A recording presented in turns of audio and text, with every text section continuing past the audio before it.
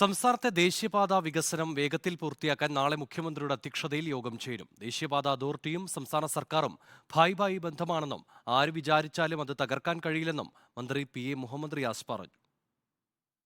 തടസ്സങ്ങളെല്ലാം നീക്കി അതിവേഗം ദേശീയപാത 66ന്റെ നിർമ്മാണം പുരോഗമിക്കുകയാണ്. വെന്റിലേറ്ററിൽ കിടന്ന കേരളത്തിന്റെ സ്വപ്ന പദ്ധതിയാണ് യാഥാർത്ഥ്യമാകാൻ പോകുന്നതെന്ന് മന്ത്രി PA മുഹമ്മദ് റിയാസ്. ഭൂമി ഏറ്റെടുക്കലിന് പണം ചെലവഴിക്കാനില്ല എന്നുള്ളത് കൊണ്ടും നേരത്തെ വേണ്ടത്ര ഉത്തരവാദിത്തത്തോടു കൂടി സമീപനം സ്വീകരിച്ചില്ല എന്നുള്ളത് കൊണ്ടും 2015 ഈ പദ്ധതി പ്രവൃത്തി ഉപേക്ഷിച്ച് NHAI പോയതായിരുന്നു. 5600 കോടി രൂപയാണ് ഭൂമി ഏറ്റെടുക്കലിന് കേരളത്തിൽ ഈ പദ്ധതി യാഥാർത്ഥ്യമാക്കാൻ വേണ്ടി സംസ്ഥാന സർക്കാരും ചെലവഴിച്ചിട്ടുള്ളത്. ശ്രീ നിതിൻ ഗഡ്കരി ബന്ധപ്പെട്ട കേന്ദ്രമന്ത്രി സംസ്ഥാന സർക്കാരിൻ്റെ ഈ ഇടപെടലിനെ പ്രകീർത്തിച്ചിട്ടുണ്ട്. ബായ് ആയിട്ടാണ് ഞങ്ങൾ കാര്യങ്ങൾ ചെയ്യുന്നത്. ഈ സഹോദര ബന്ധം ആര് തകർക്കാൻ ശ്രമിച്ചാലും തകരില്ല.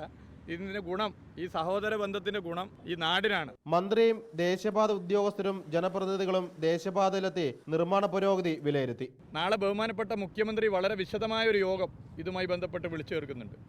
ആ യോഗത്തിൽ ഇന്നത്തെ ഞങ്ങളുടെ അനുഭവം അവതരിപ്പിക്കും, തടസ്സങ്ങൾ ശ്രദ്ധയിൽപ്പെടുത്തും, അത് പരിഹരിച്ച് മുന്നോട്ട് പോകും. മാർച്ച് ആദ്യവാരത്തോടെ കോഴിക്കോട് തൊണ്ടയാട് രാമനാട്ടുകര മേൽപ്പാലങ്ങൾ ഗതാഗതത്തിനായി തുറന്നു നൽകും. റിപ്പോർട്ടർ, കോഴിക്കോട്.